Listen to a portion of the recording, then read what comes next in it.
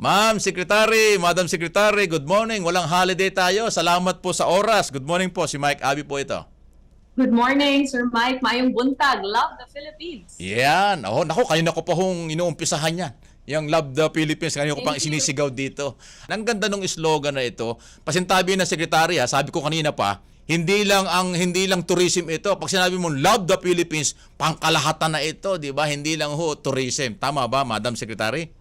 Totoo po yan. Love the Philippines cuts across so many and so much about the Philippines. It invokes love of country, pride of place, and is a reminder to our fellow Filipinos that there is just so much to love about the Philippines. Tama yun. It also gives an opportunity to the Philippines to reintroduce itself to the world on the strength of its natural assets, its cultural and heritage strength, as well as the identity of the Filipinos, which is so diverse and unique all over the world. Kaya naman po, masaya po tayo na na-launch na natin ito, and so far the response of our fellow Filipinos has been very positive because we all have a reason to love the Philippines. Kaya ang ganda po ng slogan na yan, Love the Philippines. Ibig sabihin yan, magsakripiso at magmalasakit tayo. Hindi lang sa turismo, sa lahat ng antas, sa lahat ng kung ano man merong, kung Pilipino ka, magmalasakit ka. Mahalin mo ang Pilipinas. Di ba, Secretary? Yan po ang dating Kaya nga magaling. Ano po? Well, you know, love is a natural thing for anyone. Yes. For us Filipinos and for people from all over the world. It's universal, but it's also personal. It is complex, but it is also simple. It is the one thing that has gotten us through so many challenges and difficulties in the past few years. Love is the source of life.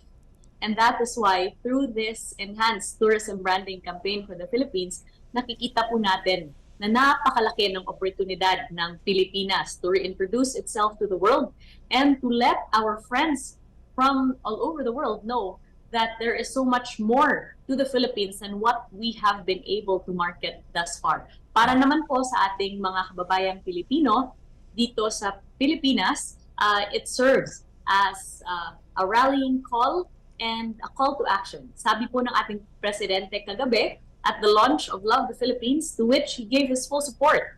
He calls on the entire Filipino nation to institute and look into their hearts to rediscover that burning pride of place of being a Filipino, to become tourism ambassadors for our country, and to be our country's top tourism influencer. Maliban sa ating ginagawang ganitong interview, ano pong pamamaraan ninyo, ano pong programa para lalo pa dun sa promotion international, para lalong maidiin, ma-identify na tayo ay merong ganyang slogan, Love the Philippines? Paano pong gagawin po ng Department of Tourism?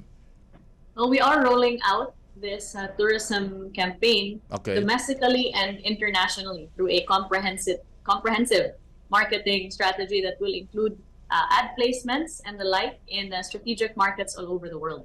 Patuloy din po yung ating participation in international and local expos. In the past year, we have been able to participate in 23 expos together with Tourism Promotions Board.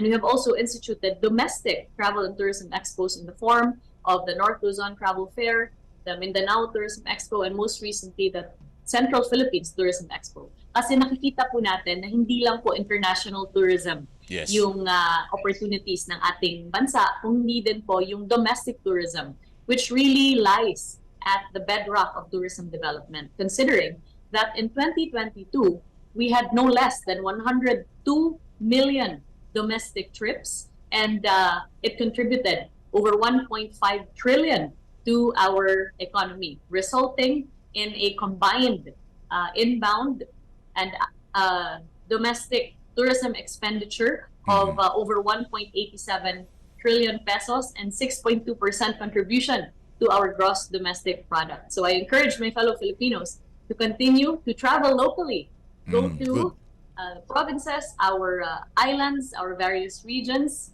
so we can help all show our love for the Philippines. Okay.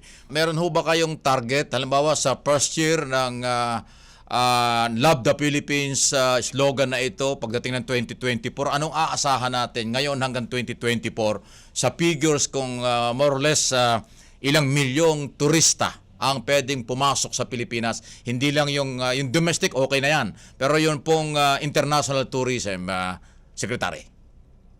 Well, the good news is that while we're still at the middle of the year, we have already reached over 2.64 million in international arrivals. Very near the entire arrivals for international tourists for 2022 for the Philippines. And we fully foresee the 100% recovery of domestic tourism by the end of this year. The target set by the Department of Tourism is a baseline of 4.8 million in international arrivals by the end of this year. But we hope for that to be a moving target. Kasi naman po, patuloy yung ating aggressive product development and promotions as far as strategizing the Philippines' positioning in Asia and the rest of the world to really be Asia's tourism powerhouse. And so we're very excited to roll out Love the Philippines and to give opportunities for our fellow Filipinos to show their love for our country, to tell the good news about the Philippines, and for the world to discover what there is to love about the Philippines. Okay. Kayo ba, Secretary, dyan sa Department of Tourism, hindi nahirapan na makumbinsi ang ating Pangulong Marcos na ito yung slogan na ito ang bagay na bagay sa atin? Or kaagad tinanggap niya? Anong, although hindi naman personal ito, pero para lang malaman ng taong bayan kung paano ito mabilis na na-establish yung Love the Philippines. Siyempre, hindi lang idea ng Department of Tourism, kailangan may approval ang Pangulo. So, paano nyo na-convince at mabilis bang nangyari ito? Unang-una po, this tourism campaign is the product of a very thorough global, regional, and local market study. Taking a look at the current trends post-pandemic in terms of the priorities for travelers and tourists in terms of seeking and choosing destinations. And these composite of data would show that the priorities of travelers now is really to have substantial, immersive, cultural, genuine, and authentic experiences. That the Philippines has a wealth of offerings all over the country. On the other hand, our president has shown that tourism is a priority and therefore presented with the prospect of being able to give our country a fighting chance at having a more primary position in Asia and the world as far as tourism is concerned. He was very supportive, open, as well as excited to really tell the world about the story of the Filipino beyond what we have been able to tell so far. And that is on the aspect of fun. Because there's so much more beyond fun that we can present to the world. The president last night said that the incorporation of love into our tourism branding campaign is a reflection of our genuine love for our country. And really, that is the direction that has been set by our president as far as this campaign is concerned. And that is certainly what we have been guided by and inspired by.